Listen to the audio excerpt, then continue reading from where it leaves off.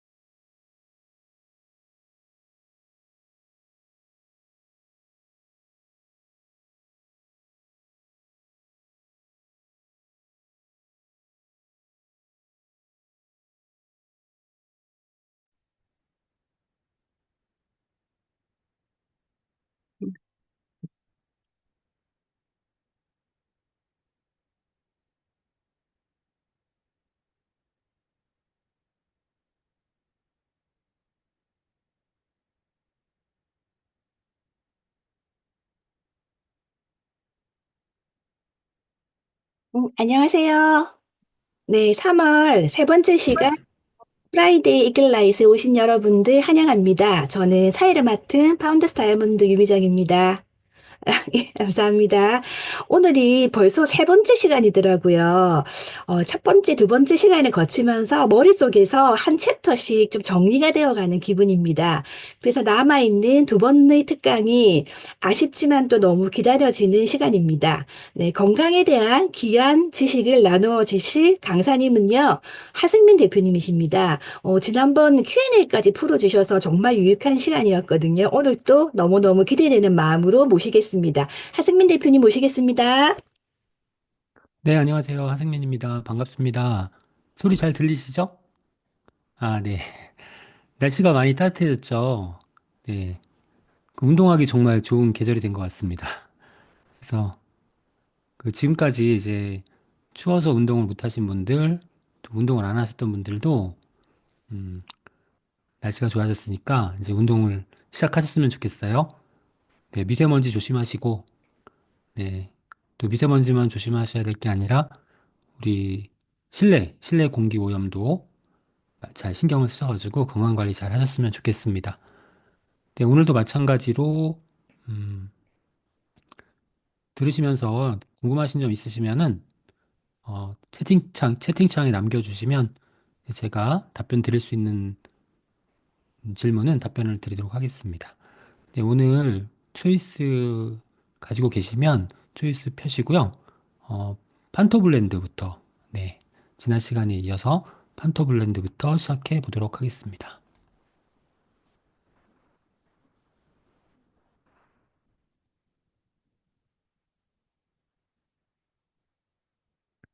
네, 판토블렌드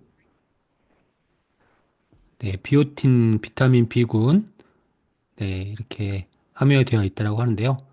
판토 블렌드에는 이제 비오틴, 비타민 B군이죠. 네, 그리고 판토텐산이 들어있어요. 판토텐산도 비타민 B군입니다. 비타민 B5, 비타민 B5.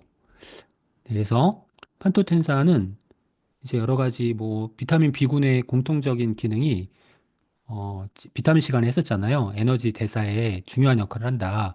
그 단백질, 탄수화물, 지방이 에너지로 전환될 때 비타민 B가 필요하다. 근데 특별하게 비타민 B5, 판토텐산은 이제 피부 건강에 도움이 돼요. 그래서 피부 건강에 도움이 되고, 이제 두피 건강에도 도움이 되고, 그래서 피부의 염증, 그리고 우리 몸 밖에 있는 음, 부분은 피부고, 몸 안에 있는 피부가 있다라고 했죠. 점막. 네, 점막의 염증. 점막도 피부죠. 그래서 이제 이런 부분들, 그 다음에, 판토테나 부족하면은, 피부가 비정상적인 상태가 되고요. 그 다음에 피부의 표피 조직 성장이 저해됩니다. 이제 판토텐산은 조효소 A의 원료가 되고요. 그래서 이제 조효소 A로 전환되었다가, 이제 우리 그 피부 조직에서 피부 장벽 형성 및 유지, 그 다음에 피부 조직을 재생시키는 그런 역할도 하고, 또 모발의 주요 성분인 콜라겐 합성에도 관여를 하고요. 그다음에 피지 분비량을 줄여서 모발이 잘 자랄 수 있는 그런 두피 환경도 조성을 해줍니다. 그래서 이 두피 건강에도 굉장히 좋아서 우리 그 헤어 관리할 때 이제 이 판토블렌드를 꼭 네, 같이 이용하시면 좋겠습니다. 실제로 이제 판토텐산에 전구체가 있어요. 판테놀이라고 하는 성분인데요. 이 판테놀은 우리가 판테놀 형태로 섭취를 하게 되면 우리 체내에서 판토텐산으로 바뀌어요.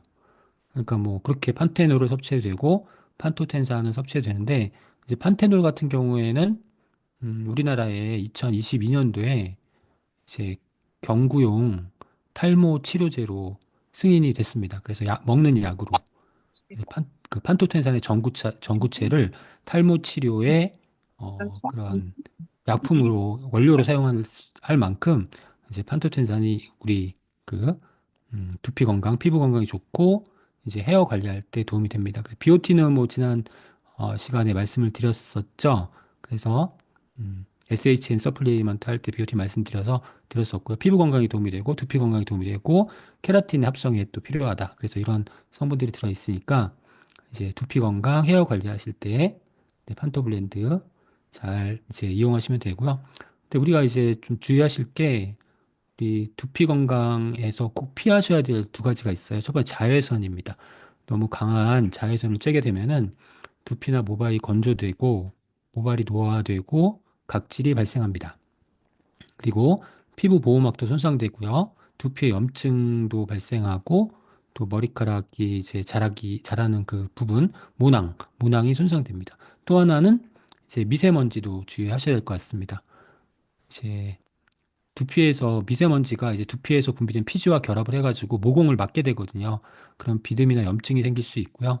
또 미세먼지가 모공이나 모낭 침투를 해가지고 이 머리카락을 생성하는 모낭세포의 활동을 억제하고 또 혈액순환도 이제 방해를 하기 때문에 그, 그 모발에 영양이 제대로 공급되지 않아요. 그래서 미세먼지도 잘 주의하시고 네, 참고로 알아두시면 되겠습니다.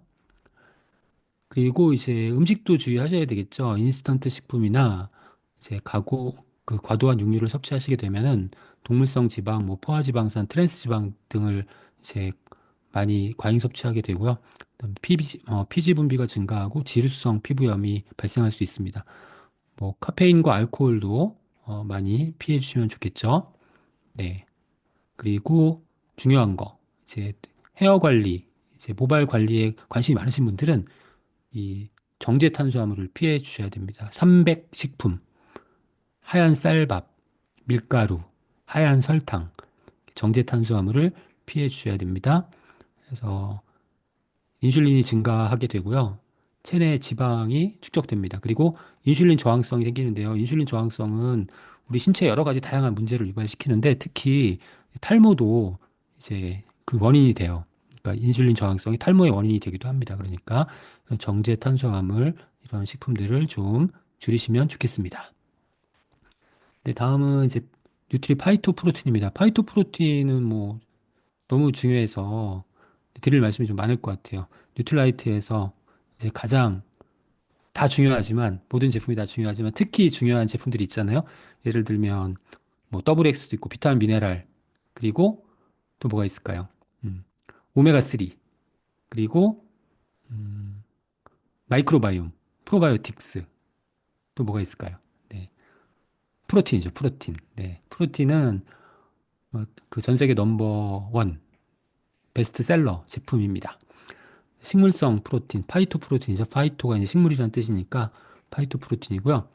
이 단백질은 우리 몸에서 아주 중요한 그러한 성분이죠. 우리 몸을 다 구성하는 성분이기도 하고 또 생명 활동을 유지하는 데 필요한 그런 새로운 물질을 만드는 원료로 사용되기도 하고 또 면역에도 중요하고요. 면역 기관, 면역 조직, 면역 세포의 원료가 되기도 하고 또 면역에 중요한 항체의 원료가 되기도 하고 너무너무 중요하죠. 이 단백질의 종류가 여러 가지가 있습니다. 이제 우리 몸을 구성하는 뼈나 근육을 구성하는 구조 단백질이 있고 그다음에 이제 우리 몸의 신체 운동을 이제 관장하는 뭐 근육 운동, 근육의 수축, 그다음에 이완을 관장하는 뭐 액틴, 미오신, 그다음에 편모나 섬모 운동을 관장하는 튜블린 이런 것 단백질로 되어 있고 그다음에 이제 우리가 우리 몸 안에서 여러 가지 영양소라든가 그런 어떤 특정한 성분들을 운반하는 것도 다 단백질이 하고 있어요. 음. 예를 들면 우리 혈중에 지방을 운반하는 것도 단백질이 하고 있는 거예요. 그다음에 영양 단백질 또 효소, 네, 우리 체내의 여러 가지 다양한 그런 생체 반응을 촉진시켜주는 효소의 구성 성분도 단백질이고 또 앞서 말씀드렸듯이 방어 단백질, 우리 몸을 보호하는 면역 물질을 만드는 것도 다 단백질입니다. 그래서 항체, 그다음에 사이토카인 들어보세요. 사이토카인, 우리 면역 세포들이 만드는 면역에 필요한 그러한 물질을 사이토카인이라고 하는데 사이토카인도 다 단백질로 되어 있고 또 혈액 응고 단백질, 그래서 혈액을 응고시키는 것도 상처가 났을 때 네, 혈액을 응고시키는 것도 단백질입니다. 그러니까 단백질은 정말 우리 몸에 가장 중요한 그런 영양소라고 할 수 있겠죠. 그러니까 탄수화물, 지방, 단백질을 이제 우리가 3대 영양소라 하는데 이제 생명활동에 꼭 필요하죠. 이제 단백질은 뭐 좀 약간 쉽게 기억하시려면 단백질은 우리 몸 자체를 구성하는 성분이다. 그다음에 지방은 뭐 호르몬의 원료가 되기도 하고 세포막 호르몬의 원료가 되기도 하고 세포막의 성분이기도 하고 또 중요한 역할 중에 하나가 이제 비상 상황을 대비해서 이제 에너지를 저장하는 역할을 하는 게 지방이다. 탄수화물은 뭘까요? 탄수화물은 지금 내가 당장 쓸 에너지를 만들어내는데 이제 연료로 사용되는 게 탄수화물이다. 이렇게 정리하시면 될 것 같아요.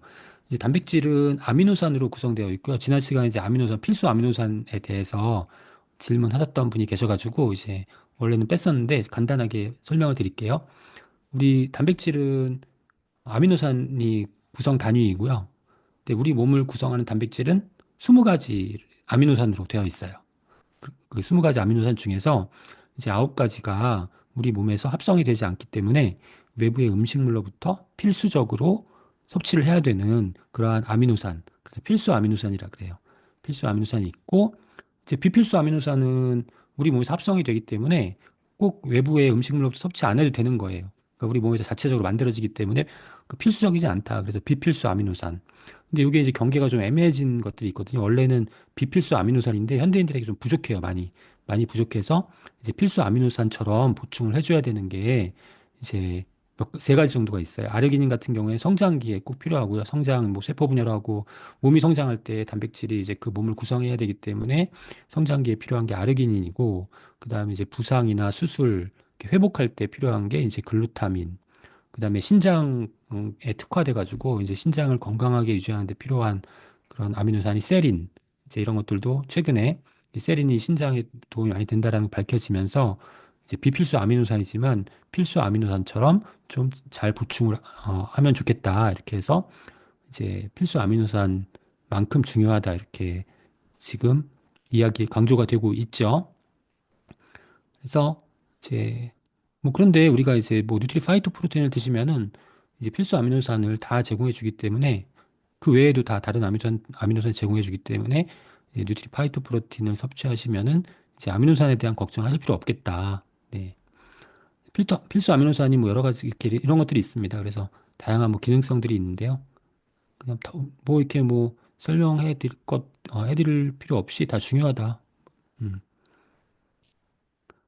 근데 이제 이제 우리가 단백질을 섭취하는 이유 중에 하나가 이제 근육을 잘 또 유지하고 형성하고 유지하기 위해서 근육량을 또 늘리기 위해서 이제 섭취하는 경우가 많은데 이제 근육의 형성에 도움이 되는 세 가지 이제 필수 아미노산 중에 발린, 류신, 이소류신 이렇게 세 가지가 있는데 이 세 가지를 이제 특별하게 BCAA 가지사슬 아미노산이라고 합니다. 가지사슬 아미노산 이 구조가 이제 이렇게 가지처럼 이렇게 생겼어요. 그래가지고 가지사슬 아미노산 BCAA라고 하는데 그래서 이제 근력 운동 하시는 분들 이런 분들은 이제 BCAA, 크레아틴 이런 거 이제 주로 많이 섭취하시거든요. 근육을 잘 형성하게 하기 위해서. 근데 이제 근육의 합성에 이제 중요한 것이 바로 이제 필수 아미노산이 다 중요해요. 근데 잘못 알고 계신 게 이제 BCAA만 중요하다 이렇게 생각하시는데 BCAA는 가지사슬 아미노산은 근육을 형성하는데 이제 그 근육 합성 경로를 개시하는 역할, 시작하는 역할을 하고 실제로 근육을 구성하는 건 필수 아미노산이 다 필요하거든요. 그래서 이제 BCAA만 중요한 게 아니라 네, 가지사슬 아미노산만 중요한 게 아니라 필수 아미노산이 모두 중요하다. 근육을 만드는 데 있어서는 네, 이렇게 기억을 하시면 되겠습니다. 네, 근육의 합성. 그래서 BCAA는 근육 동화 작용의 개시 및 근육 구성 성분이다. 그래서 이제 BCAA는 근육을 합성할 때 그 경로를 시작하는 그런 아미노산이기 때문에 중요하다. 그리고 그렇지만 이제 BCAA만 보충한다고 해서 근육이 잘 형성되진 않고 그 반응이 시작은 되는데 근육을 실제로 구성하는 것은 필수 아미노산이다. 이렇게 외국 논문에서도 이렇게 강조를 하고 있습니다. 결국은 이제 우리가 이제 근육을 많이 만들어야 된다는 것은 이제 근감소증 때문에 여러 가지 문제가 발생하고 그리고 이제 뭐 수명도 줄고 뭐 질병도 많이 발생을 하고 그러니까 이제 근육이 중요하다고 하는데 이 근육 자체가 노화와 직접적인 관련이 있습니다. 그러니까 노화의 과정 자체가 우리가 나이가 들고 늙는다는 것은 근육이 줄고 지방이 늘어나는 과정이에요. 여러분들 모든 분들이 다 원하시는 게 나에게 내가 젊음을 조금 더 오래 유지하고 싶다. 노화를 좀 지연시키고 싶다. 이런 것들이 모든 분들이 원하시는 거잖아요. 그럼 이런 것들을 이루기 위해서는 뭐 방법은 간단합니다. 방법은 간단한데 그 방법이 뭐냐면 바로 근육을 유지하고 지방을 줄이는 거예요. 근육량을 늘리고 체지방률을 줄이는 거예요. 이게 바로 노화와 직접적인 관련이 있다. 그리고 그 근육을 잘 합성하기 위해서는 이 근육의 원료가 되는 단백질을 잘 보충하고 이제 근육 운동을 하셔야 되겠죠. 그래야지 이제 그 근육이 형성이 되니까. 네. 근데 이제 근육계에서 중요한 것은 단백질뿐만 아니라 수분도 중요합니다. 수분. 우리가 굿모닝 하실 때 아침에 단백질 이렇게 수분을 드시라고 하는 이유가 뭐냐면 이 근육의 구성 원료가 단백질과 수분이기 때문에 그래요. 근데 구성 원료 두 가지 중에 한 가지만 보충이 되고 한 가지가 부족하면 근육 형성이 잘 안 된다는 거죠. 그래서 예를 들면 우리가 단백질만 많이 먹고 물을 적게 먹으면요. 근육 형성이 잘 안 되는 거예요. 근육이 잘 안 만들어져. 그러니까 물을 충분하게 섭취하시는 게 굉장히 중요하다는 점 기억하셔야 돼요. 우리가 운동할 때 어, 근육 운동하면 단백질 섭취하시는데 물을 안 드시면은 근육이 잘 안 생기죠. 그래서 이제 많은 분들이 질문하시는데 단백질에 대해서 제가 강의를 하면은 질문을 하시는 어떤 질문이 많이 나오냐면 근육 운동을 열심히 하면서 단백질을 섭취하는데 근육량이 잘 안 늘어난다. 이런 말씀 하시는데요. 그 원인이 있습니다. 근육량이 잘 늘어나지 않는 원인 몇 가지가 있어요. 그 몇 가지가 뭐냐면, 수분을 잘 보충하지 않는다. 네, 수분이 같이 와야 돼요. 단백질과 함께. 그래서 굿모닝 하실 때에도 아침에만 일어나셔가지고 수분을 충분하게 드시고, 그 다음에 나머지 하루 동안 물을 잘 안 드세요. 이제 그러면은 이렇게 근육이 잘 형성이 안 되는 거죠. 아침에 물을 드시는 것도 중요하고, 그다음에 하루 종일 물을 조금씩 조금씩 계속 보충하시는 게 중요하다는 점 기억하셔야 되고요. 뭐 또 하나는 이제 운동을 하신다고 하는데 운동하는 시간 빼고는 나머지는 활동량이 거의 없으신 분들. 네, 이러한 분들도 근육이 잘 생성이 안 되고 또 하나는 탄수화물을 극단적으로 제한하는 경우. 탄수화물을 제한하면은 탄수화물이 부족하면 우리가 에너지로 쓸 그 연료가 없잖아요.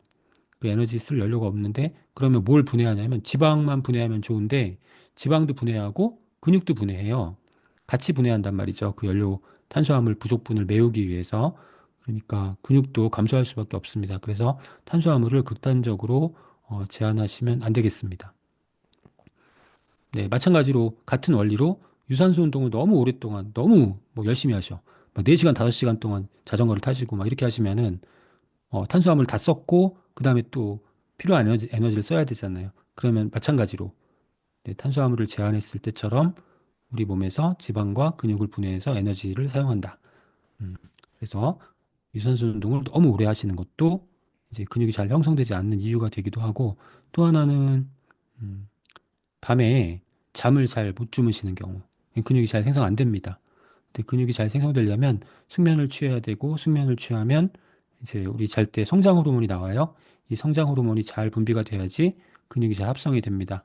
음, 뭐 성장기 우리 어른들은 성장기가 아니더라도 조금 나옵니다. 성장 호르몬이 이 성장 호르몬이 잘 나와야지 근육이 합성이 됩니다. 잘 주무셔야 돼요. 여러 가지 이제 있다는 거. 그다음에 우리가 단백질을 섭취해야 되는 이유는 인슐린 저항성. 그러니까 우리 지금 혈당 문제, 당뇨 이런 거 굉장히 많잖아요. 당뇨 전 단계, 내당능 장애, 이런 게 다 인슐린 저항성을 유발하는데 인슐린 저항성은 다음과 같은 우리 현대인들에게 발생하는 모든 그런 질병의 원인이 됩니다. 당뇨, 고혈압뿐만이 아니라 뭐 심근경색, 뇌졸중, 암, 신장질환, 염증, 심장병, 비만, 불면증 이게 다 인슐린 저항성 때문에 그렇거든요. 아까 이제 탈모도 인슐린 저항성 때문에 생기는 거고.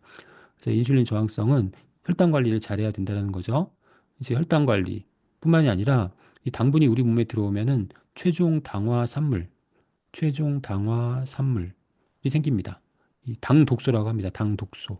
이 당독소가 발생을 하게 돼요. 이 당독소가 바로 이제 여러 가지 이런 두뇌, 알츠하이머, 파킨슨병, 심장병, 폐질환, 그다음에 신장질환, 간질환, 염증, 뭐 골다공증, 관절염 이런 거 다 유발시키거든요.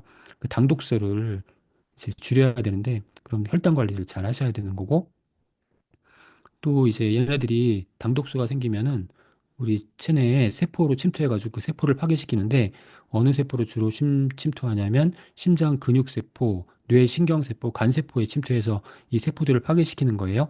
당독소가 심장 근육세포, 그럼 심장 약해지겠죠.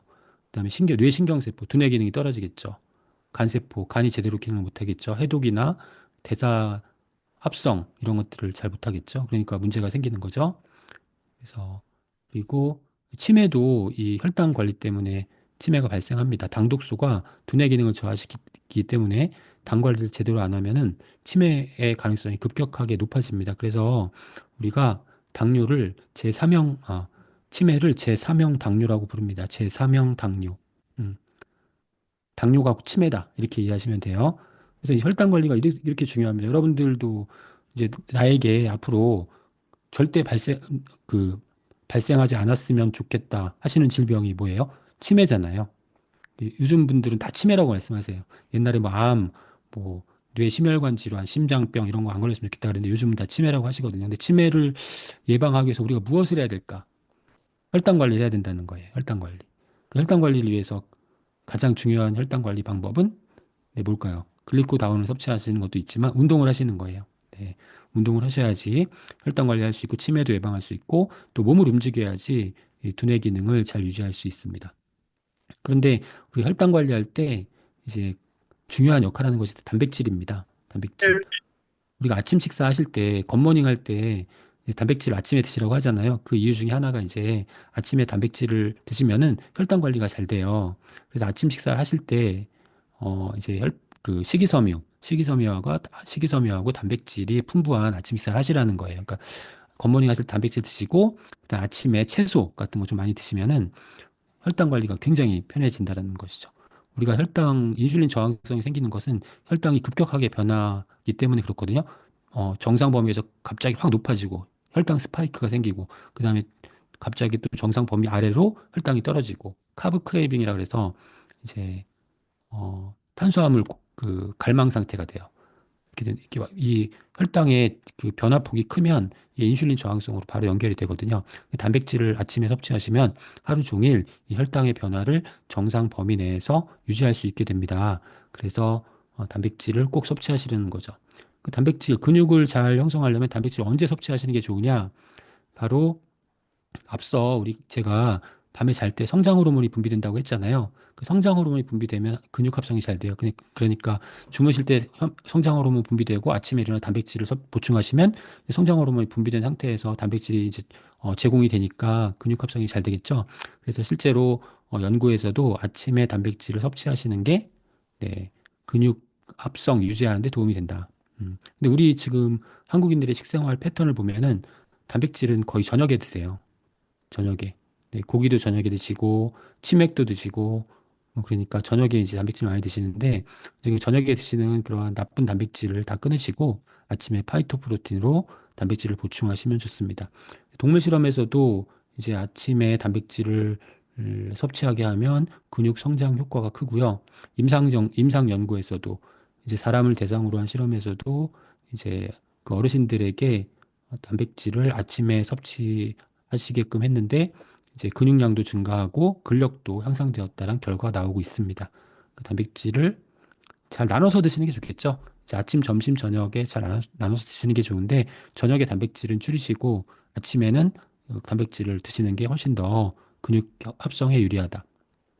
그 단백질은 동물성 단백질, 식물성 단백질이 있을 텐데 동물성 단백질은 우리가 이제 육류를 통해서 많이 섭취하잖아요. 근데 지방이나 콜레스테롤 문제도 있고 당독소의 그런 생성도 문제가 됩니다. 왜냐하면 당이 들어오면은 그런 육류 단백질과 결합을 해가지고 당독소가 생기는 거라서 음, 이 동물성 단백질을 이제 줄이시고 그다음에 식물성 단백질을 대체하시는 게 좋습니다. 근데 우리가 식물성 단백질 하면은 완전 단백질이 아닌데 필수 아미노산이 다 없을 것 같은데 다 있습니다.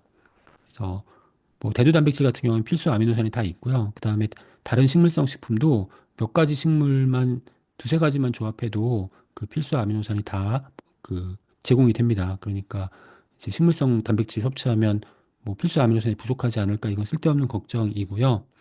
네, 그다음에 동물성 단백질 섭취가 증가하면 지방 콜레스테롤 당독수 때문에 사망률이 증가하고 이제 식물성 단백질로 대체하면 사망률은 떨어집니다.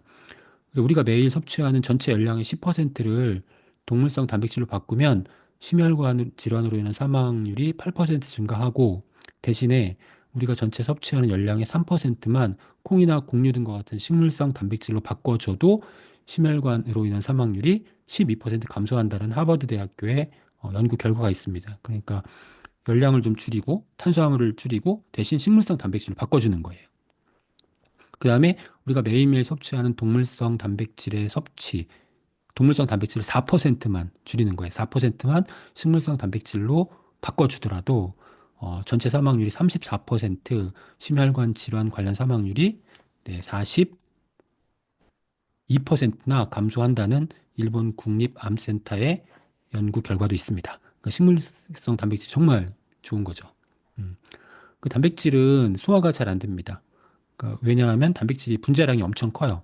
그러니까 아미노산이 이렇게 쭉 연결되어 있는데 이 아미노산이 너무나 많이 막 수만 개, 수십만 개 이렇게 연결되어 있기 때문에 이거를 단백질을 섭취했을 때 이거를 다 아미노산 단위로 다 끊어야 되거든요. 수만 개, 수십만 개를 다 끊어야 되는 거예요.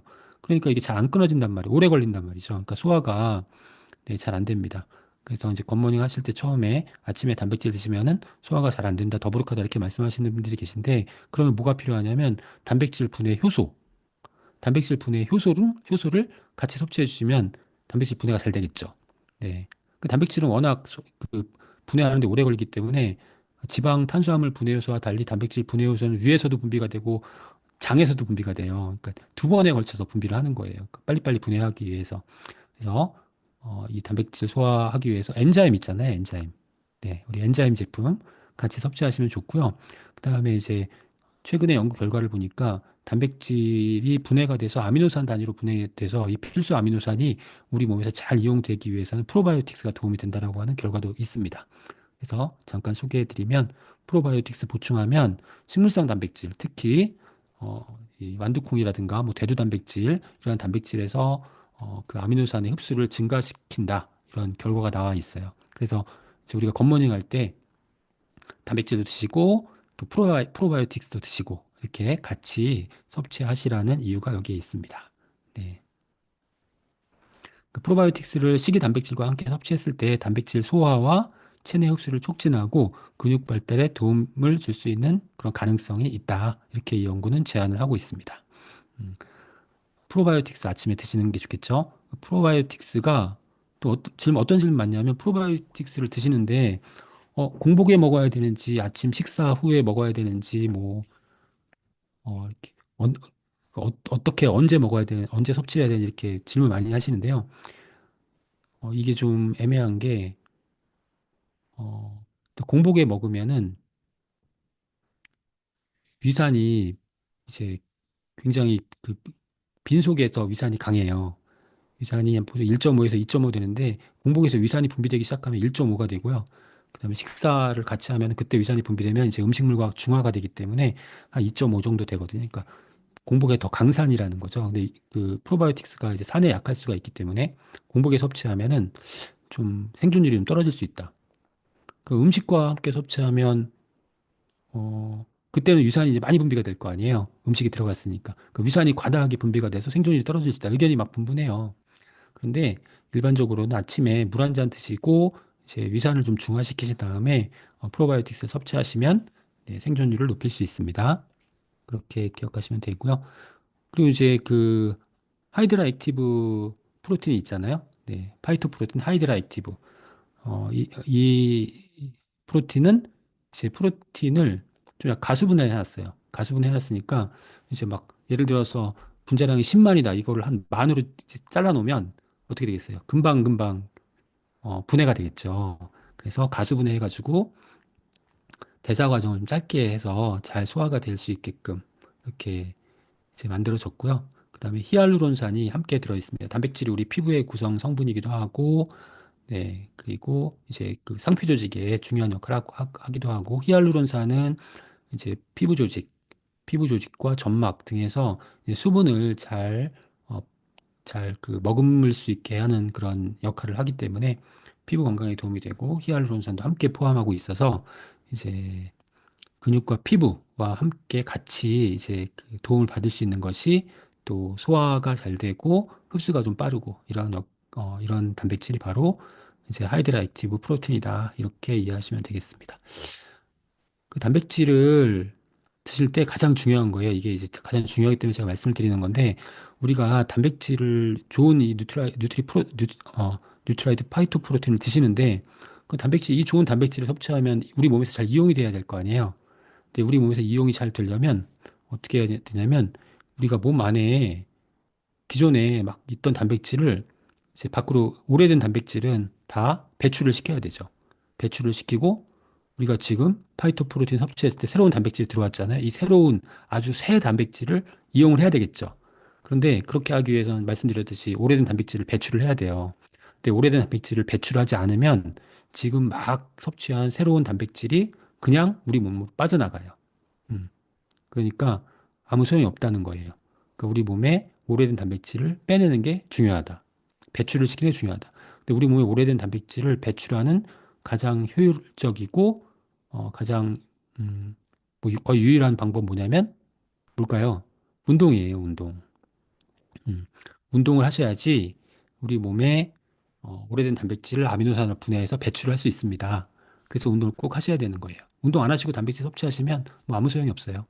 그러니까 꼭 네, 프로틴 정말 좋은 뉴트라이트 그 대표적인 제품이고 그 제품의 효과를 제대로 잘 다 얻으시려면 꼭 운동을 하셔야 된다는 점 네, 기억하셨으면 좋겠습니다.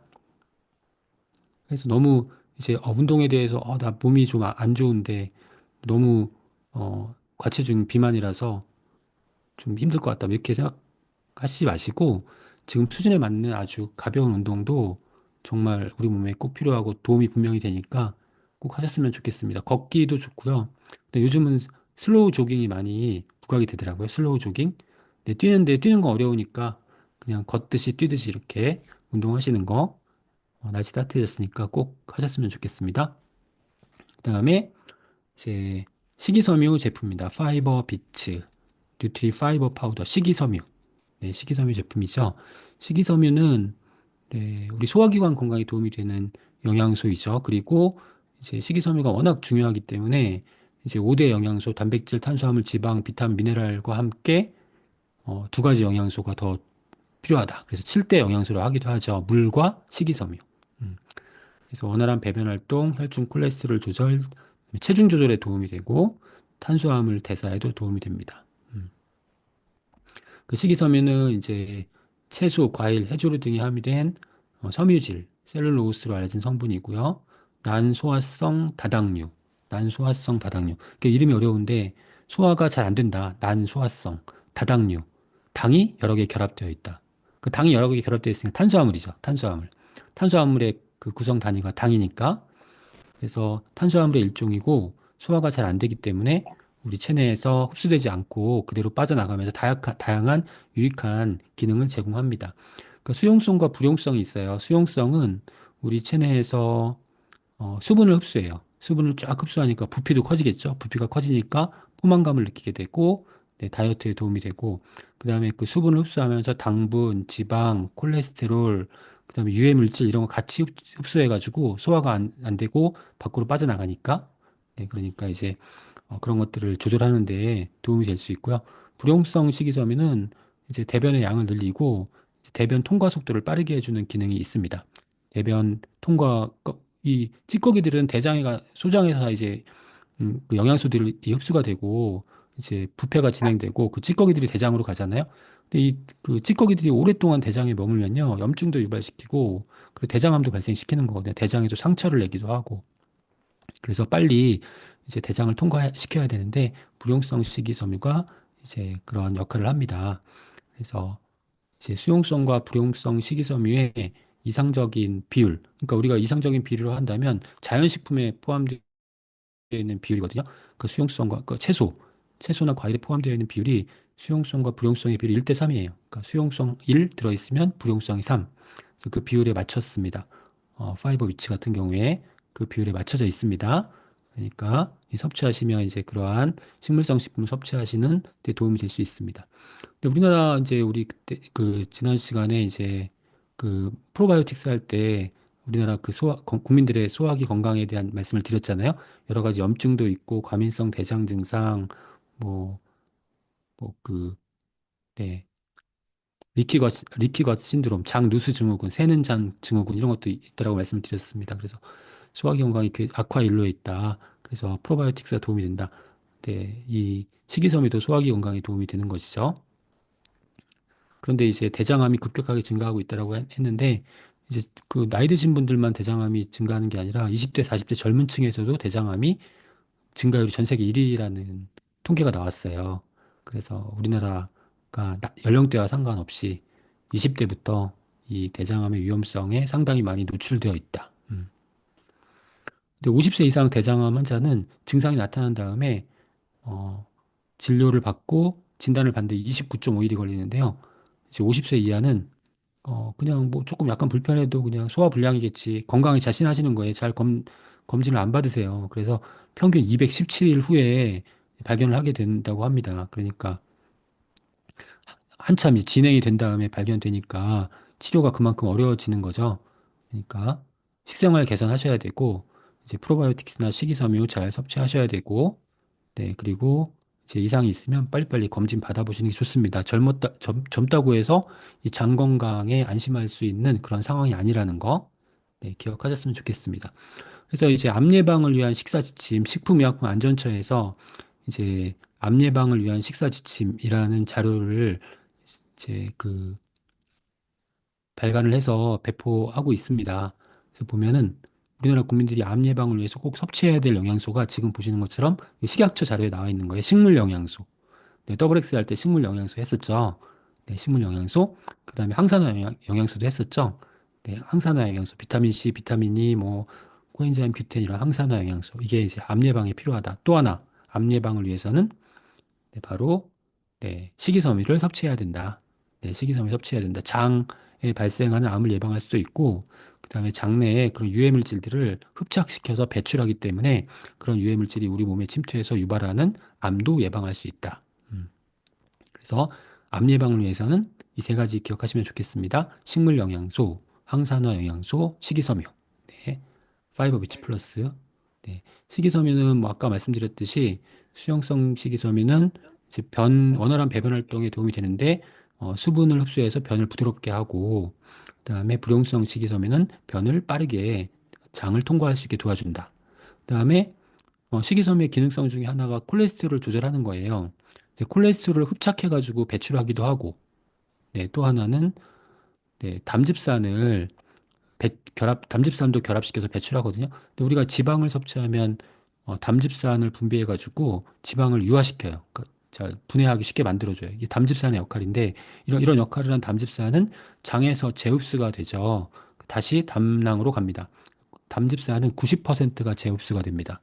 그 장간 순환에 의해서 장과 간의 순환에 의해서 담즙산이 90%가 재흡수가 되는데 이제 식이섬유를 많이 드시면요. 이렇게 담즙산을 흡착시켜서 몸 밖으로 배출을 시켜요. 그러면 재흡수가 안 됐잖아요. 그러면 담즙산이 재흡수가 안 됐기 때문에 간에서 새롭게 담즙산을 만들어야 돼. 근데 이 담즙산의 원료가 콜레스테롤입니다. 그래서 새로운 담즙산을 만들기 위해서 우리 체내에 콜레스테롤을 다 모아서 사용을 합니다. 그래서 콜레스테롤 수치가 떨어지게 되고요. 그 다음에 네, 또 하나는 이제 이 식이섬유는 대장에서 비피도박테리움, 그러니까 프로바이오틱스의 먹이로 이용됩니다. 그러면 이 비피도박테리움 프로바이오틱스가 식이섬유를 먹이로 이용해서 뭘 만드냐면 단sve지방산을 만들어요. 단sve지방산, 포스트바이오틱스, 단sve지방산을 만들어요. 이 단sve지방산이 간으로 이동해서 우리 체내의 콜레스테롤 합성 경로를 차단합니다. 그래서 이렇게 세 가지 경로를 통해서 콜레스테롤을 낮출 수 있다. 콜레스테롤 수치 높으신 분들은 이제 이 식이섬유를 잘 섭취하시면 되고요. 그다음에 수용성 식이섬유는 수분을 30배 이상 자기 중량의 30배 이상을 흡수해가지고 이제 그 부피를 굉장히 그 크게 증가시키기 때문에 포만감을 느낄 수 있습니다. 식이섬유 드시면 포만감을 느낄 수 있어요. 그래서 다른 음식을 잘 안 드시게 되고 체중 조절에 식이섬유가 꼭 필요한 이유이고요. 그다음에 혈당, 네, 당분도 흡착해서 배출시키기 때문에 당분이 우리 체내에 흡수되는 것을 막아주기도 합니다. 그래서 식후 혈당 조절에 도움이 되는 그런 기능성이 있습니다. 그 혈당 관리 아까 제가 이제 인슐린 저항성도 말씀드렸고 네, 당독소에 대한 말씀을 드렸는데 이 식이섬유도 이 혈당 관리할 때 꼭 필요하다라는 점을 좀 강조를 드리고 싶습니다. 그 정상 혈당 범위는 우리가 이제 공복 혈당은 100 이하, 그다음에 공복 혈당이 100에서 뭐, 뭐 126이 넘으면은 당뇨병이라고 하는 거죠. 100에서 125 사이는 당뇨병 전 단계. 근데 이제 혈당으로 이렇게 하고요. 이 범위이고, 근데 좀 더 정확한 그 지표는 뭐냐면 당화혈색소예요. 당화혈색소. 당화혈색소는 우리 헤모글로빈이 당화가 된 거예요. 그러니까 헤모글로빈이 이제 수명이 3개월 정도 되기 때문에 이 적혈구가 수명이 3개월 정도 되기 때문에 이 3개월 동안 그 혈당이 같이 이제 존재하게 되면은 이 적혈구가 당화가 되거든요. 당과 결합하게 되고 이걸 당화혈색소라고 해요. 그러니까 이건 이제 공복 혈당은 그때 그 당시의 혈당을 측정하는 거고 당화혈색소를 측정하면은 한 2, 3개월 동안 평균 그 혈당 수치를 알 수가 있어서 우리가 당화혈색소가 더 정확한 지표라고 합니다. 그러니까 우리가 혈액 검사하면은 이제 공복 혈당 나오고 당화 혈색소 나와요. 당화 혈색소를 보시는 게 더 정확하다라는 점 기억하시고 이 당화 혈색소 낮출 수 있다라는 거예요. 네. 식이섬유가. 그래서 이렇게 보시면은 이렇게 식이섬유를 섭취하시면 여기 이제 이 리스트는 그 연구가 진행된 연구의 리스트 그 연구 논문들의 리스트고 그리고 당화 혈색소가 이렇게 왼쪽으로 가 있잖아요. 이게 왼쪽으로 가 있다는 건 뭐냐면 당화 혈색소가 그만큼 감소했다는 의미합니다. 그 식이섬유가 제2형 당뇨 환자의 혈당 조절 및 인슐린 민감성을 네, 혈당을 조절하고 낮추고 인슐린 민감성을 향상시키는 거죠. 네. 그리고 식이섬유는 중요한 점 중에 하나가 이 프로바이오틱스의 먹이가 된다는 프로바이오틱 증식 인자다. 프리바이오틱스라고 합니다. 프리바이오틱스. 음. 그래서 이제 프로바이오틱스를 이제 섭취를 하시잖아요. 밸런스 유린 섭취하시면서 식이섬유를 보충해 주시면 훨씬 더 이 좋은 균들이 우리 장내에서 잘 정착하고 증식할 수가 있습니다. 그러니까 식이섬유 함께 섭취하실 것을 권장을 드리는 것이죠.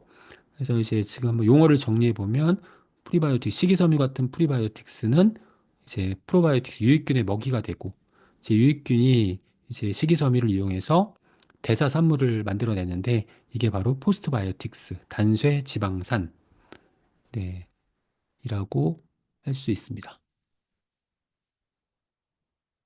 잠시만요.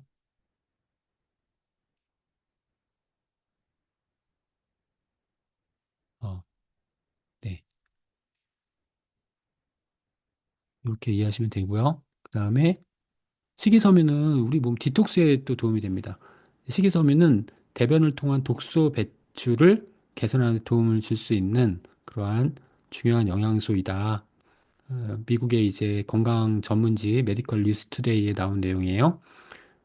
식이섬유는 장의 장벽 기능을 강화시키고, 그다음에 이러한 이 역할은 해독과 관련된 우리 장을 염증성 박테리아로부터 보호하는 것을 도울 수 있다.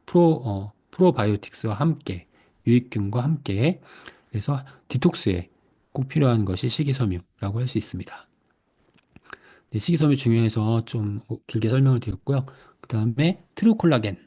트루콜라겐은, 네, 콜라겐 역시 마찬가지로 이 특허받은 효소 분해된 그 콜라겐을 함유하고 있습니다. 그러니까 콜라겐은 단백질이고 단백질은 앞에 말씀드렸듯이 그러니까 하이드라 액티브 프로틴처럼 이제 가수 분해해놨어요. 그러니까 더 잘 흡수될 수 있겠죠. 네, 그런 특징이 있고요. 그다음에 히알루론산도 함께 들어 있습니다. 그래서 피부 건강에 도움이 되고, 네, 콜라겐 자체가 피부의 중요한 엘라스틴과 함께 피부의 중요한 구성 단백질이잖아요. 그래서 잘 흡수가 된 콜라겐. 그리고 피부에 이제 수분을 잘 머금게 할 수 있는 그런 중요한 역할을 할 수 있는 그런 그 성분이 히알루론산 이렇게 두 가지가 함유되어 있기 때문에 피부 건강에 좋고 그다음에 두피 건강에도 좋고 네 그래서 이제 모발 관리하실 때에도 이 트루콜라겐을 잘 이용하시면 좋습니다. 근데 이런 질문 하시는 분들이 계세요. 아주 되게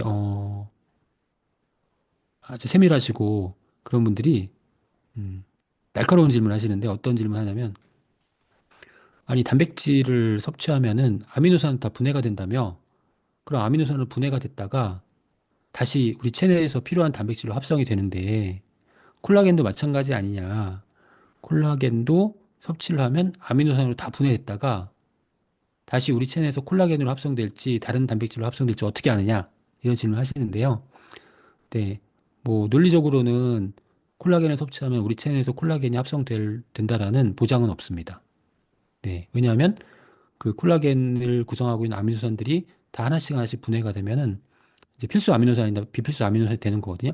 근데 그 아미노산들이 어떻게 배열을 하느냐, 배열을 통해서 결합되느냐에 따라서 각기 다른 단백질이 우리 체내에서 합성이 되는 거라서 그건 아무도 모르는 거죠. 필요에 따라서 합성이 되는 거라서 콜라겐으로 합성될지 다른 뭐 케라틴으로 합성될지 뭐 다른 단백질로 합성될지 모르는 거죠. 그런데 콜라겐을 구성하고 있는 아미노산의 비율을 보면 그 아미노산 비율이 우리 체내에 이제 그대로 흡수가 되면은 그 비율에 맞춰서 콜라겐이 합성될 가능성이 높아진다라는 거예요. 가능성이 높아진다. 실제로 이제 임상 연구를 해보면 콜라겐을 섭취하면 콜라겐의 합성이 잘 된다는 게 이제 밝혀진 거예요. 다른 단백질로 만들어질 수 있지만 콜라겐을 구성하는 아미노산을 섭취하게 되면은 콜라겐으로 합성될 가능성이 더 높다라는 게 밝혀졌습니다. 그러니까 이 콜라겐을 섭취하시면 우리 체내에 콜라겐이 잘 합성된다. 그대로 콜라겐이 들어가는 건 아니에요. 네, 그렇게 이해하시면 될 것 같습니다. 히알루론산은 이제 뮤코 다당류의 일종입니다. 뮤코 다당류. 그래서 뭐 히알루론산, 콘드로이친 황산, 케라탄 황산 이런 것들이 이제 뮤코 다당류라고 합니다. 단백질 동물 조직 중에서 단백질 복합체로 존재하는 다당류의 총칭.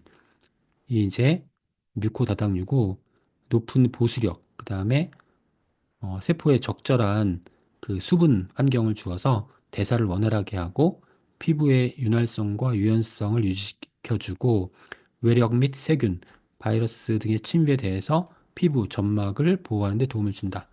네, 그래서 피부 건강, 또 피부 장벽 형성, 또 수분의 그 보유 이런 것들에 도움이 되는 것이 이제 뮤코 다당류고 히알루론산, 콘드로이친 황산 이런 것들이 이제 뮤코 다당류에 해당되는데 이제 이 뮤코 다당류 같은 경우에는 연골에도 많이 존재합니다. 연골에 존재하죠. 그래서 이제 그 조인트 가드 할 때 다시 설명을 드릴 건데 히알루론산도 연골에 많이 존재합니다. 연골에 수분을 많이 함유하고 있어야 되기 때문에 관절염이 연골에 수분이 이제 다 증발이 돼가지고 건조가 되고 파괴돼서 염증이 생기는 게 관절염이거든요. 그러니까 염증에 잘 수분을 잘 보유하고 있으면 관절염을 예방할 수 있습니다. 그래서 이제 뮤코 다당류를 합성할 때 꼭 필요한 비타민이 비타민 A입니다. 비타민 A. 그래서 비타민 A와 함께 이용하시면 훨씬 더 좋겠죠? 네, 비타민 A 자체도 피부 건강에 도움이 되고, 네, 뮤코 다당류 합성을 통해서 또 피부에 또 중요한 역할을 할 수 있습니다. 다음은 레시틴입니다. 레시틴은 네, 어떤 역할을 하냐면 우리 이제 콜레스테롤 있잖아요. 콜레스테롤 이제 있는데 네, LDL 콜레스테롤, HDL 콜레스테롤이 있는데요. LDL 콜레스테롤은 나쁘다 이렇게 얘기를 하죠. HDL은 좋다. 근데 나쁘고 좋고 문제가 아니라 역할이 다른 거예요. LDL은 간에서 만들어진 콜레스테롤을 필요한 조직으로 운반하는 역할을 하고, 그다음에 HDL은 반대로 이제 그 조직에 사용되고 남은 그런 콜레스테롤을 간으로 가져오는 역할을 해요. 근데 왜 LDL 콜레스테롤이 높으면 나쁘다고 하냐면, 이제 간에 있는 콜레스테롤을 LDL이 운반하다가 혈관에 흘리고 다니니까 이 혈관에 콜레스테롤이 쌓이게 되고 막히게 되기 때문에 그런 거 동맥경화를 유발하기 때문에 그래서 LDL 수치가 높으면요 그만큼 혈관이 막힐 가능성이 높아지기 때문에 그 나쁜 콜레스테롤이라고 편의상 부르는 거예요. 둘 다 필요하긴 필요합니다. 그래서 우리가 건강검진 해가지고 LDL 콜레스테롤 수치가 높게 나오면 정상 범위 이상으로 나오면 이제 혈액순환에 문제가 발생할 가능성이 없다. 이렇게 판단을 하게 되는 것이죠. HDL이 높으면 어떻게 될까요? 혈관에 쌓여있는 콜레스테롤을 다 청소해서 간으로 가져오기 때문에 이제 혈관이 깨끗해지는 효과를 기대할 수 있어요. 그래서 HDL이 높으면 좋아요. 음. 근데 그 이유는 이제 이 레시틴이 이제 HDL 콜레스테롤에 이제 혈관에 쌓여 있는 콜레스테롤을 HDL에 실어주는 역할을 한다고 이해하시면 돼요. 네. HDL에 혈관에 쌓여 있는 콜레스테롤을 HDL에 실어주면 그 HDL이 이제 콜레스테롤 다 가지고 간으로 오는 거죠. 그럼 지금 그림에서 보시는 것처럼 노랗게 혈관에 콜레스테롤 쌓여 있다가 이제 HDL이 많아지면 레시틴 섭취하면 HDL이 이 콜레스테롤 깨끗이 청소해서 혈관 내 콜레스테롤이 많이 감소한 것을 볼 수 있습니다. 그래서 이러한 역할을 하는 것이 레시틴이다. 그리고 또 하나, 레시틴은 콜레스테롤 조절에 도움이 된다. 또 하나, 한 가지는 뭐냐면 두뇌의 건강에 도움이 된다. 네, 머리가 좋아진다. 네, 레시틴이 포스타티딜 콜린이거든요. 콜린. 두뇌 신경 전달 물질이 아세틸콜린이에요. 콜린이라는 성분을 공유하고 있어요. 그래서 레시틴 섭취하면은 두뇌 신경 전달 물질 아세틸콜린의 원료가 될 수 있어서 두뇌의 그런 정보 전달 속도가 빨라집니다. 그래서 두뇌 건강에 도움이 된다. 그리고 또 두뇌 건강에 도움이 되는 영양소 또 여러분들 뭘 알고 계세요? DHA. DHA는 뇌의 신경 가소성을 증가시킵니다. 그러니까 뇌 세포 사이에 거리를 더 가깝게 해주고 더 많이 밀착하게 해주고 이렇게 되면 정보 전달 속도가 빨라지죠. 그래서 음, 두뇌의 그런 구조적 신경 가소성을 강화시킨다. 이렇게 표현하기도 하는데 DHA도 그래서 두뇌 건강에 좋습니다. 머리가 좋아집니다. 그래서 이 레시틴과 DHA는 각기 다른 방식으로 두뇌 건강에 도움을 준다. 자, 엔자임 바이옴, 이제 효소입니다. 효소가 나왔습니다. 네, 효소. 효소는 우리 비타민 B군할 때 했었잖아요. 인체 내에서 일어나는 화학 반응을 촉매하는 역할을 하는 게 효소. 네, 효소가 이제 전효소와 보조인자로 구성되어 있고 전효소가 단백질이다.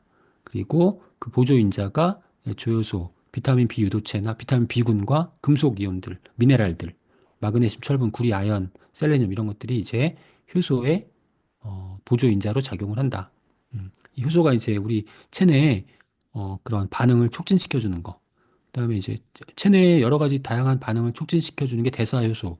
그다음에 음식물의 소화를 도와주는 게 빨리빨리 분해하는 게 이제 소화효소.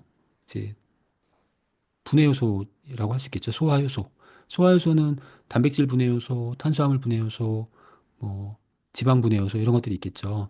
대사효소는 신진대사를 원활하게 해주는 효소. 산화 환원 효소, 전이 효소, 가수분해 효소, 뭐 이성화 효소 이런 것들이 있습니다. 그래서 효소가 꼭 필요합니다. 우리 몸에서. 그런데 문제는 뭐냐면 이제 우리 소화 효소가 나이가 들면 소화 효소가 감소해요. 네, 소화 효소 감소하니까 소화가 잘 안 되겠죠. 네, 소화기관의 기능 자체도 떨어지지만 소화 효소도 감소하면서 이제 이 단백질, 지방, 탄수화물 분해를 잘 못한단 말이죠. 그러면 이제 우리 체내에서 소화효소가 부족해지니까 대사효소를 땡겨오는 거예요. 소화효소로 바꿔가지고 소화효소를 이용해요. 그러면 이제 대사효소가 부족해지겠죠? 대사효소가 부족해지면 우리 몸의 대사 반응이 잘 일어나지 않는 거예요. 그러니까 신체 전반적인 기능이 다 떨어지게 되는 거예요. 그러니까 이제 소화효소를 잘 제공해주면 대사효소가 원래 자기 본연의 역할을 할 수 있으니까 우리 체내 건강을 우리 인체 건강을 유지하는데 도움이 된다는 것이죠. 그래서 이제 결국은 이렇게 소화효소의 부족을 이제 보충해주기 위해서 엔자임 섭취하시면 좋습니다. 수명은 체내 효소량에 저하한다. 그러니까 지금 말씀드렸듯이 이렇게 소화효소가 부족해지고 그럼 대사효소가 또 따라서 대사효소가 부족해지면은 신체 기관의 기능이 떨어지고 그 수명이 짧아질 수밖에 없는 것이죠.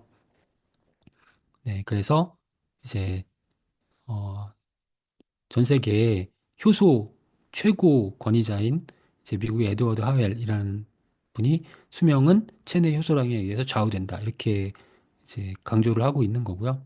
그다음에 이 아까 이제 처음에 식이섬유 할 때 7대 영양소까지 했잖아요. 물과 식이섬유까지 7대 영양소라고 했는데 또 중요한 영양소 두 가지가 또 추가돼 9대 영양소라고 주장하기도 합니다. 9대 영양소는 그 일곱 가지 앞서 말씀드렸던 일곱 가지 영양소에서 이제 식물 영양소, 효소까지 합쳐가지고 9대 영양소다. 이렇게 어, 강조를 하기도 합니다. 네. 그래서 효소도 이렇게 소화효소가 부족할 수 있으니까 보충해 주시면 좋고요. 아까 이제 단백질 소화 안 될 때 이제 이 엔자임 같이 보충하시면 소화에 도움을 줄 수 있다라고 말씀을 드렸고요. 네. 그리고 역시 뉴트라이트의 최고의 제품 중에 하나 이제 오메가3 지방산 오늘 이제 마지막이 되겠습니다. 오메가3 뉴트리라이트 마린 오메가3 그다음에 오메가3 밸런스 등에 있죠. 네, 오메가3의 기능성은 혈중 중성 지질 개선, 혈행 개선, 기억력 개선, 건조한 눈을 개선하여 눈 건강에 도움을 줄 수 있음. 이게 이제 기능성 내용이고요. 그 외에도 혈압을 감소시킬 수 있고, 그다음에 콜레스테롤 침착하는 것도 막을 수 있고, 부정맥에 대한 민감성도 감소시킬 수 있고, 심장 근육 안정시키고, 중성지방 저하시킬 수 있습니다. 그래서 매일 이제 등푸른 생선에 오메가3가 많잖아요. 그러니까 매일 35g 이상의 생선을 섭취하면 심장질환 사망 60% 감소할 수 있다고 합니다. 그리고 주 5회 이상 생선을 섭취하게 되면 심장질환 사망률 30% 감소할 수 있다라고 하는 연구 결과도 있고요. 하루 4.3g 이상의 생선기름 보충제 섭취하면 심근경색 생존자의 부정맥으로 인한 사망률도 감소된다. 이런 연구 결과도 있습니다. 그러니까 우리 심혈관 건강에 도움이 되는 것이 오메가3 지방산입니다. 그런데 오메가3 지방산에 인정받은 식약처에 인정받은 기능성은 아니지만 오메가3가 더 중요한 이유가 있습니다. 그건 바로 염증을 억제하는 겁니다. 염증 억제. 우리 현대인들은 염증이 다 만연화돼 있잖아요. 그 염증이 다양한 그런 건강 문제를 유발시키는데 이 오메가3가 염증을 관리하는데 최고의 영양소이다. 그래서 이제 오메가3가 이제 염증 해소 물질을 만들어내고요. 이렇게 염증 해소 물질을 만들어내면 네, 지방 조절 물질 합성할 수 있고 염증성 사이토카인 억제할 수 있고 LDL 산화도 감소할 수 있고 네, 그다음에 그 역할을 다한 세포도 제거하는 도움이 되고 그러니까 이제 이 염증을 억제하는데 꼭 필요하다. 오메가3 지방산 중요합니다. 근데 뉴트라이트 오메가3는 정말 세계 최고의 오메가3 지방산 제품이에요. 그래서 중금속 관리 기준도 식약처의 관리 기준보다 훨씬 더 엄격하게 관리하고 있고요. 그다음에 식약처에는 기준 자체가 없는 그러한 환경 호르몬도 자체적으로 관리하고 있습니다. 그래서 다이옥신 같은 경우에는 0.002 피코그램만 검출되면 그 이상으로 검출되면 사용하지 않습니다. 원료로 사용하지 않습니다. 그러니까 중금속뿐만이 아니라 환경 호르몬까지 철저하게 관리를 하는 최고 품질의 오메가3입니다. 그다음에 대장균도 관리하고요. 살모넬라균도 관리하고 세균 관리까지 다 하는 거죠. 이제 다이옥신 같은 0.002 피코그램이 1조분의 1g이에요. 1조분의 1g이 피코그램인데 1조분의 1g에 0.002니까 이제 아주 작은 양만 검출돼도 안 된다라는 거죠. 뉴트라이트의 오메가3 제품의 원료로 사용할 수 없습니다. 네, 그다음에 또 철저하게 정제 과정을 거칩니다. 그러니까 뉴트라이트가 자체 개발한 특허받은 천연 흡수제가 있습니다. 이 천연 흡수제를 사용해서 아주 적은 양의 그런 오염 물질도 다 제거를 하고요. 분자 증류 공법을 사용하는데 이제 분자 증류 공법은 오메가3를 이렇게 추출할 때 낮은 에너지를 이용하고 그다음에 오염 물질 제거에 효과적이고 네, 온도를 좀 조절을 잘해가지고 제품의 산화를 억제하는 네, 최적화된 공정을 적용을 합니다. 그래서 이제 그 아주 영양이 풍부한 그런 오메가3를 얻고 있고요. 그다음에 이제 마린 오메가3 같은 경우는 아쿠아셀 공법을 사용했죠. 그 드랍릿, 그러니까 물방울처럼 이렇게 이 작은 주머니 안에 오메가3를 함유를 하게끔 해가지고 네, 흡수율이나 생체 이용률을 높였습니다. 그런 최신 공법도 적용이 됐고, 그다음에 알파 리놀렌산도 함유가 되어 있습니다. 알파 리놀렌산. 네. 그래서 혈중 콜레스테롤을 저하시키고 그다음에 알파 리놀렌산 효과가 혈관 염증 지표 물질도 감소시킬 수 있습니다. 심혈관계 건강에 도움이 되기 때문에 이제 알파 리놀렌산도 같이 함유를 하고 있기 때문에 더욱더 이 심혈관계 건강에 도움이 될 수 있다라는 것이죠. 그러니까 너무나 차별화 포인트가 많아요. 그러니까 우리나라뿐만 아니라 전 세계에서 가장 최고의 오메가3 제품이라고 보시면 됩니다. 또 하나 중요한 게 뭐냐면 이제 오메가3는 지방산이잖아요. 지방산은 산화가 잘 돼요. 그 산화가 잘 돼가지고 산화를 이제 억제하려고 항산화 영양소를 첨가를 하거든요. 그러니까 대표적으로 지용성 항산화 영양소 비타민 E를 써요. 비타민 E. 그러니까 오메가3 안에는 비타민 E가 함유가 되어 있어. 그 비타민 E가 함유되어 있는 이유는 비타민 E를 우리에게 제공해 주기 위해서 함유되어 있는 게 아니라 순수히 오메가3 지방산을 산화로부터 막아주기 위해서 비타민 E 항산화 영양소가 함유가 된 거예요. 근데 이제 항산화 영양소가 이제 많으면 많을수록 좋아요. 적으면 이게 산화 방지를 잘 못하거든요. 이게 이제 제가 2020년도 자료인가? 우리나라에 시중에 판매되고 있는 모든 오메가3 제품의 비타민 E 함량을 조사한 결과예요. 그 보시면은 다른 제품도 쭉 있는데 비타민 E의 함량이 월등히 뉴트라이트 오메가3 밸런스가 월등히 높아요. 네, 39.2 알파 토코페롤 당량, 뭐 0.4, 0.5 이런 것도 있는데 39.2나 돼요. 제일 높죠. 그만큼 이 오메가3 지방산의 산화를 막기 위해서 비타민 E를 최대로 이제 함유하고 있다. 그런데 이제 이건 몇 년 전 자료이기 때문에 오메가3 밸런스의 그 비타민 E 함량인데 마린 오메가3는 더 많아요. 48, 48. 그러니까 어, 오메가3 밸런스 39.2, 48이니까 더 많죠. 그래서 이제 이 철저하게 이 오메가3 지방산을 산으로부터 보호하기 위한 비타민 함량이 가장 높은 그런 또 차별성도 있다. 네, 이게 정말 좀 자신 있게 말씀하셔도 되는 부분이에요. 근데 뭐 혹자는 비타민 E가 지용성 비타민이기 때문에 너무 많이 섭취하면은 체내에 축적돼서 너 안 좋을 수 있다. 독성을 유발할 수 있다 그러는데 비타민 E의 안전 섭취량은 하루에 540이에요. 540. 그러니까 지금 오메가3 하루 섭취량의 48이니까 540을 섭취해도 안전한데 이거는 비타민 E의 함량이 높다라고 아까 그렇게 문제가 될 독성을 유발할 정도 높은 게 절대 아니니까 걱정하지 마시고 잘 섭취하시면 좋겠습니다. 네. 그래서 이제 오메가3까지 오늘 이제 말씀을 드렸고요. 어, 네. 그러면 네, 오늘 그 내용은 여기까지 하고요.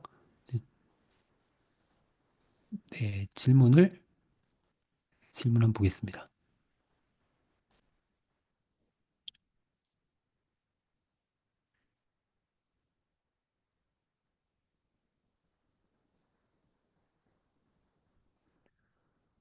네.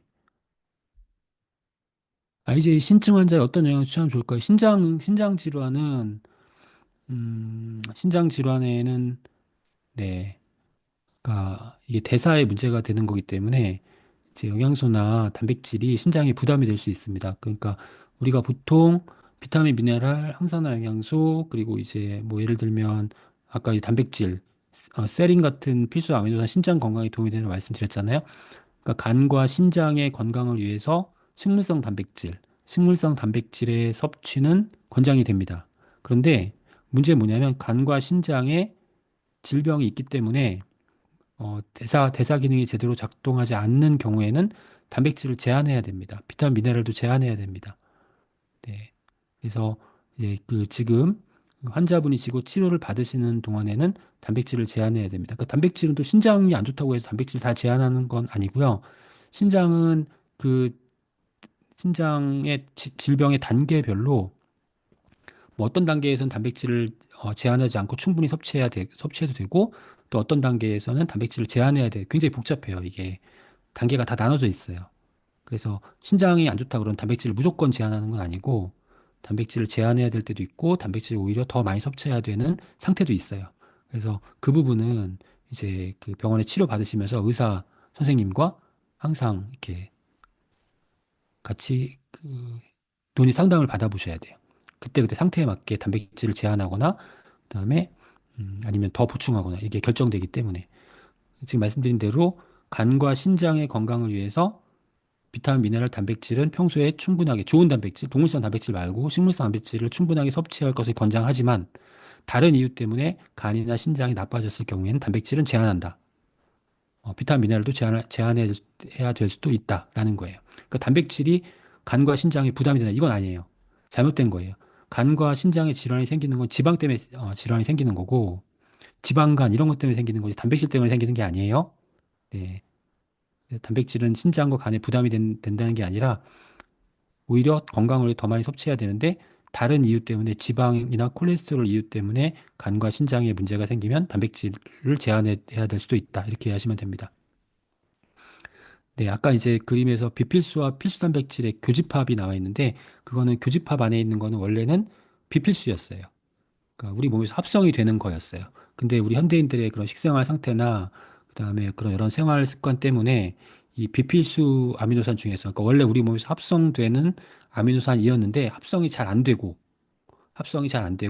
특히 뭐 성장기나 뭐 수술이나 뭐 그 부상에서 회복기나 이런 경우에는 더 많이 필요한 비필수 아미노산이 이제 많이 생겼어요.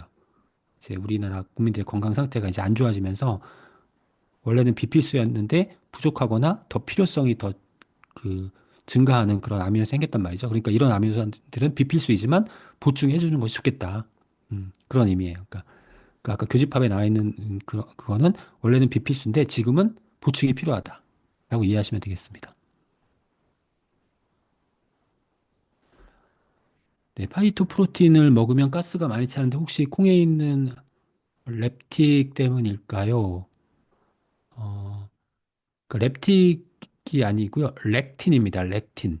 그러니까 원래는 우리가 그 렉틴을 잘 약간 혼란스러워 하실 수 있는데 그 렙틴하고는 다른 거예요. 렙틴은 식욕 억제 호르몬 있잖아요. 렙틴. 렙틴이 잘 분비가 되면 식욕을 억제하잖아요.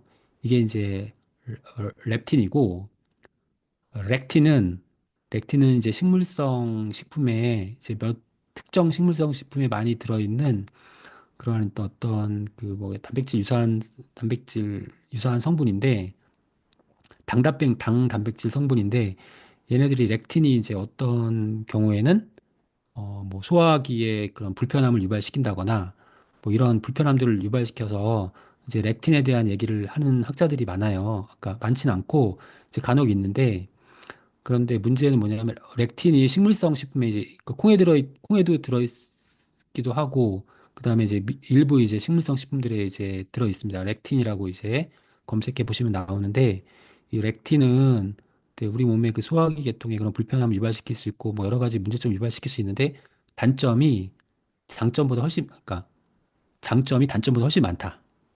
장점이 단점보다 훨씬 많다. 음.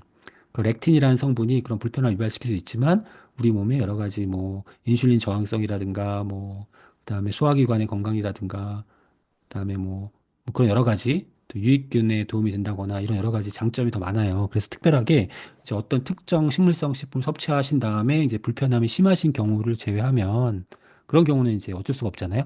그런 경우를 제외하면 신경 안 쓰시고 그냥 과일과 채소 충분하게 섭취하시는 게 오히려 이점이 더 많다. 이렇게 이해하시면 되겠습니다. 그러니까 렉틴을 이렇게 강조하는 사람들이 많은데 그렇게 신경 쓰시지 않으셔도 된다라고 정리하시면 되겠습니다. 마이크로바이옴 맞춤 이상균 섭취 의 변비 개선과 설사 개선 거의 없는데요. 네, 그럴 수도 있겠죠. 근데 우리가 이제 사람마다 민감성의 차이가 있기 때문에 이제 일단 물을 많이 드시는 게 가장 중요합니다. 그러니까 마이크로바이옴 드시거나 그다음에 식이섬유를 드시거나 공통적으로 물을 많이 드시는 게 이제 변비나 그러니까 설사 개선의 기본 조건이에요. 네, 기본 조건. 그러니까 설사는 뭐 물 많이 포함되어 있는데 물을 많이 먹어야 되는 그게 아니라 이제 물을 계속 섭취를 증가시키셔 갖고 신진대사를 정상화 시키셔야지 장 건강도 개선이 되고 설사도 개선되는 거거든요. 근데 장에서 제대로 장 기능 못 하니까 장이 수분을 흡수를 해야 되는데 수분을 잘 흡수 못 하니까 이제 수분이 많이 함유되어 가지고 수분 함량이 높아 설사가 되는 거기 때문에 설사가 이제 물을 많이 먹으면 설사 생기는 게 아니라 장이 그만큼 기능 못 한다는 거예요. 그러니까 장 기능을 이제 회복시키기 위해선 프로바이오틱스와 이제 식이섬유를 같이 보충하시면 물을 많이 드시는 게 가장 기본적이고 근데 어떤 분들은 식이섬유를 드시면은 이제 잘 뭐 개선 효과 안 나타나거나 어떤 분들은 마이크로바이옴 드시면 개선 효과 안 나타나거나 어떤 분은 같이 드시면 효과가 나타나 이게 다 다르거든요. 그러니까 이제 자기가 스스로에게 맞는 식이섬유나 뭐 마이크로바이옴이나 아니면 같이 함께 드시거나 그냥 바꿔보세요. 바꿔보시면 나에게 맞는 그런 소화기 어떤 증상을 개선시키는데 딱 적합한 그러한 영양소가 있을 겁니다. 그래서 한번 찾아보시면 좋겠습니다. 아, 여기 써주셨네요. 렙티가 렉틴이라고 써주셨고요. 뇌전증이 있는 경우 프로틴 섭취가 도움이 될 수 있을까요?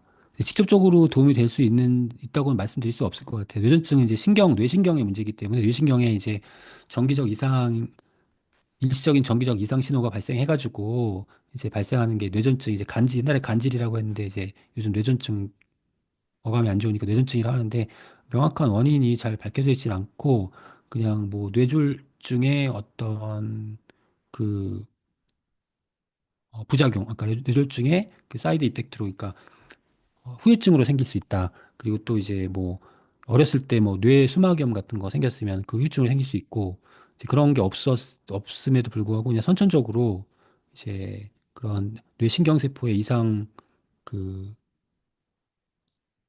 뇌신경세포의 신호의 이상 증식, 그러니까 신호가 이제 갑자기 막 과다하게 막 전달이 되는 거죠. 그래서 뇌졸중이 생기는 거라서 이거는 이제 명확하게 진단을 받아보시는 게 좋을 것 같아요. 그 프로틴의 섭취가 뇌전증에 직접적으로 도움이 된다라고는 말씀드릴 수는 없을 것 같습니다. 네, 파이버 비치는 어린아이는 섭취하지 않는 것이 좋다고, 이제 왜 그러냐면은, 그 식이섬유가 이제 수분을 흡수하면서 지방, 콜레스테롤, 당분을 흡수한다고 했잖아요. 근데 이제 성장기에는 또 지방도 필요할 수 있고, 또 이 식이섬유가 이제 당분과 지방만 흡착해서 배출하면 좋은데 우리 음식물에 들어있는 영양소도 이제 이렇게 다 분해가 돼서 흡착시켜서 배출할 수 있거든요. 그 비타민 미네랄도 흡착해서 배출하면 이제 안 되잖아요. 그래서 이제 파이버 비치를 굳이 뭐 비만인 어린이가 아닌 이상 어린이에게 파이버 비치를 그냥 평소에 조금씩 먹는 건 좋은데 어, 그 어떤 특정한 목적을 가지고 이렇게 섭취하시는 건 권장하지 않아요. 그래서 이제 우리가 뭐 영양소가 꼭 필요한데 영양 이런 특별히 이제 필요한 시기가 있잖아요. 언제냐면 성장기, 그다음에 이제 임신 수유기. 이때가 영양소가 필요한데 성장기나 임신 수유기 때 이제 영양소가 흡착돼서 배출될까 봐 식이섬유를 과다하게 섭취하는 것을 권장하지 않아요. 그 시기에는. 네. 그래서 그런 맥락에서 이해하시면 될 것 같습니다. 네. 그래서 그냥 평소에 식이섬유가 결국 뭐예요? 채소를 많이 섭취하는 거잖아요. 우리가 채소를 많이 섭취하지 못하기 때문에 이제 식이섬유를 보충하는 것도 하나의 중요한 이유가 되는데, 네. 그래서 어린이 성장기, 어린이 청소년, 그리고 임신 수유기 때는 식이섬유가 필요하고요. 그때에는 채소의 섭취량을 증가시키는 방법으로 식이섬유를 보충하시는 것이 좋을 것 같습니다.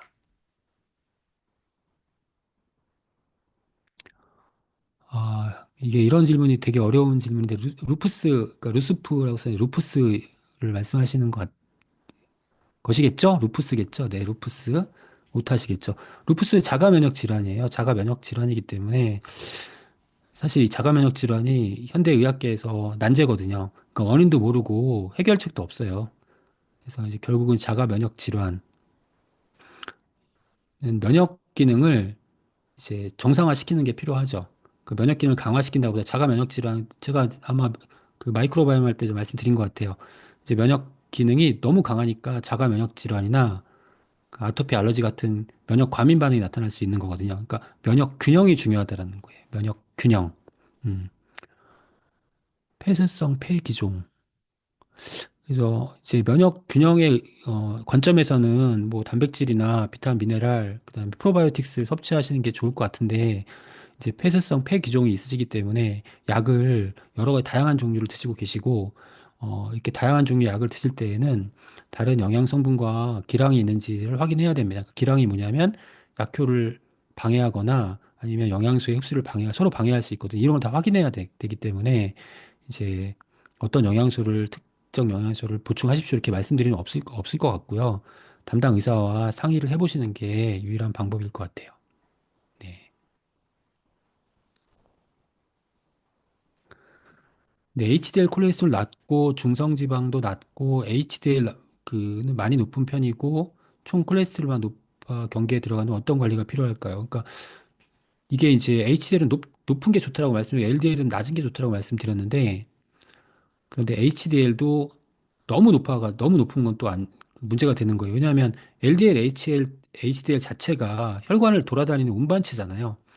이 운반체가 많아지면요, 혈관이 복잡해져요. 그 교통체증이 생긴단 말이죠. 교통체증이 생기기 때문에 HDL은 많으면 좋은데 이게 너무 많아도 이제 그 고형분이 혈관 중에 많아지기 때문에 교통체가 막힌다는 거예요. 차가 막히듯이 혈관이 막힌다는 거죠. 그래서 HDL 수치도 너무 높은 경우에는 음, 이제 관리를 하시면 좋은데 LDL 중성지방 낮기 때문에 뭐 특별히 걱정하실 필요는 없을 것 같은데 HDL 높기 때문에 총 콜레스테롤 관리를 하셔야 되잖아요. 그러니까 총 콜레스테롤 관리하셔야 되니까 이제 식사도 잘 조절하셔야 될 것 같고 근데 HDL이 많이 높은 경우는 콜레스테롤 대사 때문에 그런 거이거든요. 그러니까 어떤 뭐 과일과 채소를 그럼 또안 먹으면 되느냐 그런 건 아니고 그냥 그 HDL 콜레스테롤 높을 경우에 어떻게 해야 되는지 병원에서 이제 그 솔루션을 주실 거예요. 그런 관리를 잘 따라 주셔야 될 것 같습니다. 음. 특별하게 우리가 HDL을 낮출 수 있는 그 영양소나 이런 게 없기 때문에 그렇습니다. 그래서 운동을 좀 하시고 정상적인 식생활. 네, 물론 우리가 좋다라고 하는 거, 그러니까 채소, 과일 많이 드시고 동물성 식품 줄이시고 운동도 좀 같이 하시고 물도 좀 많이 드시고 프로바이오틱 드시고 이렇게 하시면은 이제 식생활과 생활 습관에서는 이제 그 조건을 충족시켜 주신 다음에 이제 치료적 방법으로 접근하시면 좋을 것 같아요. 오메가 밸런스가 TG 제품인가요? 뭐 오메가는 TG, EE, RTG가 있어요. 지금 현재 나와 있는 오메가3 종류가. 그 TG는 제1세대, 그 다음에 E는 이제 에틸에스터로 추출한 EE, 영어로 EE. 그래서 이게 2세대, 그 다음에 RTG가 3세대라고 하는데, 근데 우리나라에서만 이상하게 RTG 마케팅이 많이 진행되어서 RTG가 사실은 뭐 그렇게 무조건 좋은 건 아니거든요. 그러니까 RTG가 뭐 생체 이용률이 높다, 함량이 높다 그런데 사실 과학적 근거가 좀 부족하고요. 그리고 RTG가 최신 공법이기 때문에 또 RTG 오메가3 생산하는데 비용이 굉장히 높게 들어갈 수 있습니다. 그럼 TG가 1세대인데 그럼 TG는 장점이 없나? 그런 건 아니고요. TG는 일단 뭐 불포화 지방산도 있고 그다음에 그 오메가3 지방산의 비율이 낮을 수도 있어요. 근데 TG의 장점은 뭐냐면 천연에 가장 가까운 거라는 거예요. 생선 기름과 가장 가까운 게 티지예요. 그게 우리가 생선에서 생선 기름이 티지니까 등푸른 생선을 먹는다는 게 티지를 먹는 거예요. 그다음에 이 형태는 지금 전 세계의 오메가3의 기능성에 대해서 과학적 그 근거, 연구가 진행된 그 샘플 연구 시료가 다 99.9%가 이 시료예요. 그러니까 오메가3의 그런 유용성 이런 것들이 다 이제 그 연구를 통해서 밝혀지고 안전성이 검증된 게 이라는 거예요. 음. RTG는 최신 공법이고 이용률이 높다. 그러니까 각각의 장점이 다 있는 거예요. 근데 RTG는 좀 비용이 많이 들어가는데 시중에 나와 RTG라고 얘기하는 제품들이 비용이 싸요. 근데 이거는 다 RTG가 아니란 얘기거든요. 네, RTG가 조금 들어있다는 얘기예요. 그 RTG에 너무 그렇게 확 꽂히실 필요는 없어요. 그래서 미국 같은 데서는 RTG 마케팅 안 해요. TG도 좋고 E도 좋고 RTG 좋다. 뉴트라이트 오메가3는 이 세 가지 형태가 다 섞여 있습니다. 제가 알기로는 그렇습니다.